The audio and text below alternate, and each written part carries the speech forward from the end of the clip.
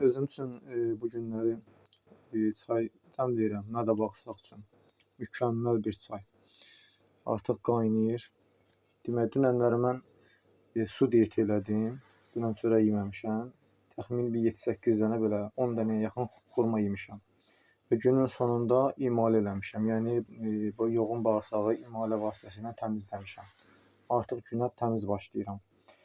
Demək, bunun üçün mən 2-3 stəkan su içmişəm səhər-səhər indi. Və mədə üçün çay dəmləyirəm. Bunu da içəcəm, ondan sonra da şirələr falan belə davam edəcəm. Göstərim sizə. Demək, bu kəcəvər köküdür.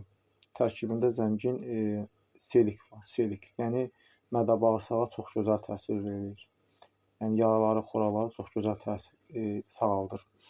Çoban yastığı və də gülünbahar. Gülünbahar da çox gözəl bir şeydir. Bunun da tərkibində bunun da efir yağları var, həm də zəngin selik var. Yəni selik o deməkdir ki, bizim mədəmizdə, bağırsağımızda olan yaralar, səpkilər, qanaxmaya olan meyilli olan şeyləri, yaraları hamısını Allahın izni ilə sağaldır.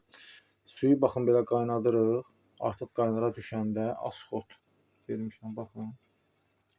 Bunu tökürük ora. Bunu demək biz çox yox, 3-4 dəqiqə qaynadacağıq, söndürəcəyik, soyuyanda içəcəyik. Bitkilərdən bitkilərə fərq var. Bəzi bitkilər var ki, 7-8 dəqiqədə qaynatmalısan, 10 dəqiqə qaynatmalısan. Bunu çox qaynatmaq olmaz. Bunu az 3-4 dəqiqə qaynadırsınız və içirsiniz. Çox gözəl, mükəmməl təsir edir mədə-bağırsaq sisteminə.